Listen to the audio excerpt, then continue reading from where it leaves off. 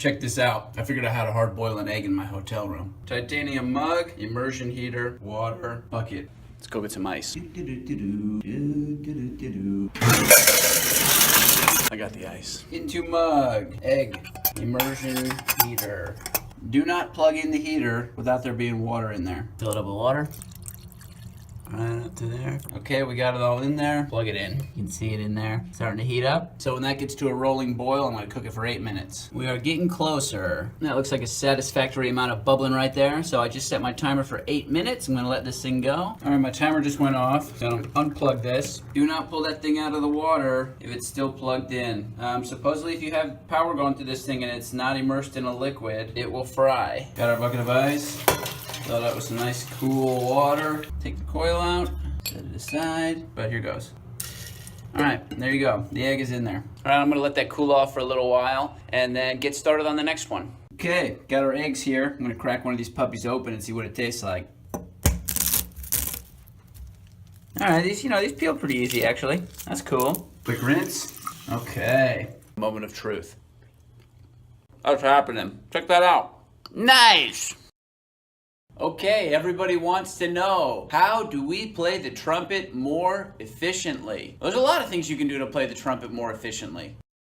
All right, the second thing here that you can do to seriously improve your efficiency as a brass player is to train your ear. To play the trumpet accurately, you have to preconceive the note in your mind before you play it. The trumpet does not make pitches on its own. If you don't do that, you stand a much greater chance of hitting the wrong note, cracking the note, or whatever it is. Another reason that developing your ear is so beneficial in playing the trumpet more efficiently is because as the mechanics of trumpet playing become more automatic for you, as you are practicing the rudiments of trumpet playing, finger technique, long tones, slurring, whatever it is, as those rudiments, those elemental aspects of trumpet playing become more automatic for you, then you can start to think more purely in terms of sound. And this will take your off of what is happening. In practice, I personally think it's great to analyze the shit out of everything, to really just reverse engineer the whole process and to practice each little thing of it as its own separate entity. But when you are performing, it can get extremely confusing really quick if you're thinking to yourself, well, I gotta set my chops a certain way, I gotta breathe a certain way, I gotta do this a certain way. Dead in the water, dead in the water. When you are performing, the more you can conceive your playing in terms of sound in your mind, the less you'll have to think about this. It also helps with performance anxiety.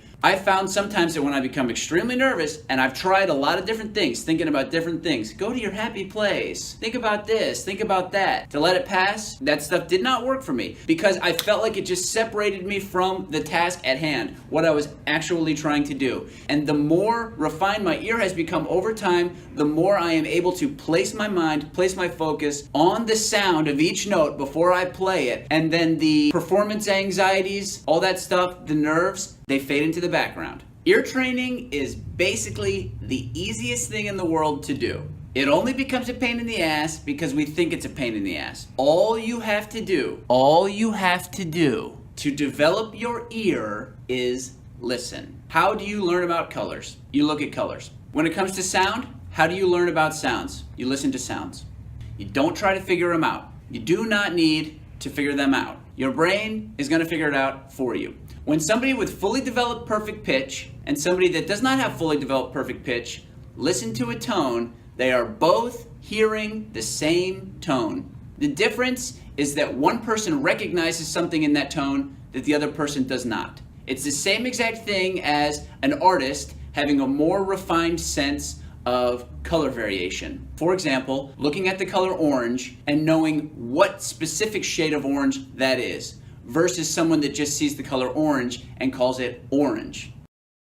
There are two basic parts to ear training. There's perfect pitch and relative pitch. Perfect pitch and relative pitch, they are related, but they are two completely different skills. The way that you develop both, again, is just by listening. It is the listening that is going to open up your ears. When I'm listening, I literally think about relaxing the muscles of my ears. I don't try to get in there and, like I said, figure anything out. I just want the sounds to come in. I just want my senses to remain as open as possible, and I just want the purest experience I can. I can figure out what to call it later. So just to clarify, relative pitch is being able to hear the distances from one note to the next. Do-da. That's a perfect fourth. It's the first two notes from Here Comes the Bride. Relative pitch. Boo-da. I do not know what those notes were necessarily, each one, but I know the relationship between them. So that is relative pitch. Perfect pitch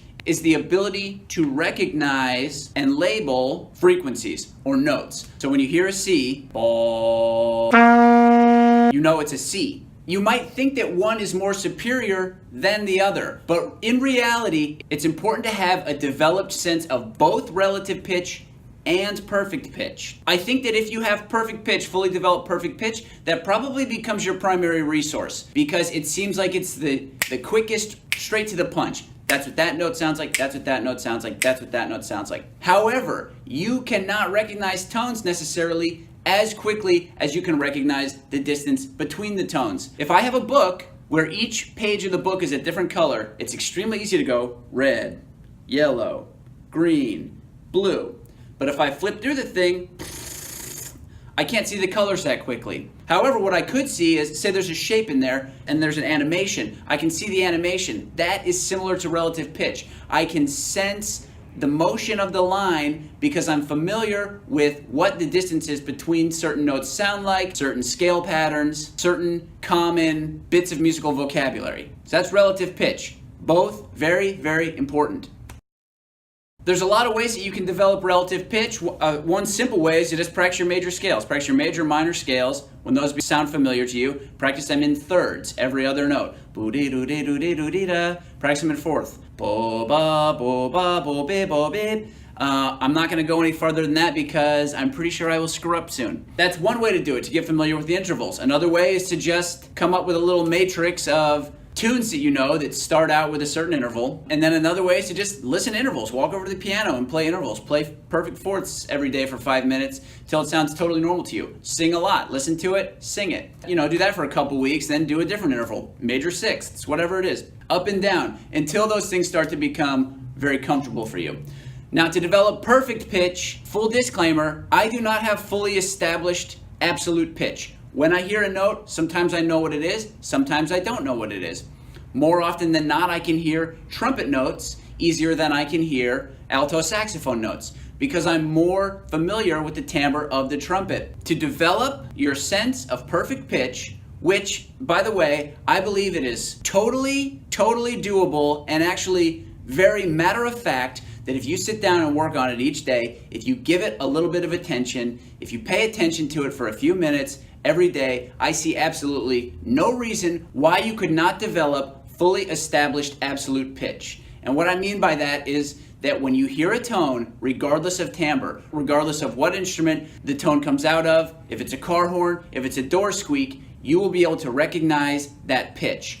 Also, you will be able to conjure up any pitch that you know from memory, imagine it in your mind, and sing it out loud with no reference point. What I've done so far to establish this for myself is literally just picking a note, holding it out on my trumpet. After I play the note, I imagine it in my mind for a moment, and then I sing it. Then I'm back on the horn. Again, remember, through all this, I'm practicing the skill of chill. I don't know what I'm listening for. I don't know what a C sounds like in the same way that I don't know what red looks like. How the hell do you explain to somebody what red looks like? So the idea here is that you don't need to figure it out. You don't need to listen for anything. You just need to open up and listen. And eventually what's going to happen is that you'll feel these little bursts of happiness. When that's happening, your brain's picking up on something. It's lighting up. It's going, woo, yeah, this feels good. You're just walking up to the practice, you're giving it a little bit of attention, and you're letting your mind learn whatever it's going to learn from it.